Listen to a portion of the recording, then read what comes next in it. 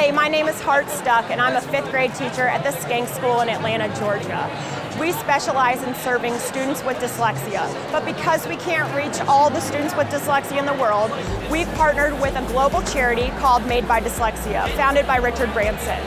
Made by Dyslexia's sole purpose is to spread awareness about dyslexia and bring the dyslexic population into light and show their strengths. Made by Dyslexia has worked with Microsoft Education to create a free online course that anyone can take to find more about dyslexia. So you can go online, watch the 5 videos, go through the tutorials to find out about dyslexic strengths, challenges, and what teachers and parents can do to best support their kids with dyslexia.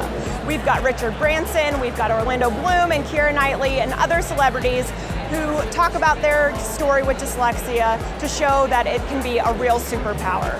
So please check out the URL below to find out more about Made by Dyslexia's partnership with Microsoft Education. Thanks for watching.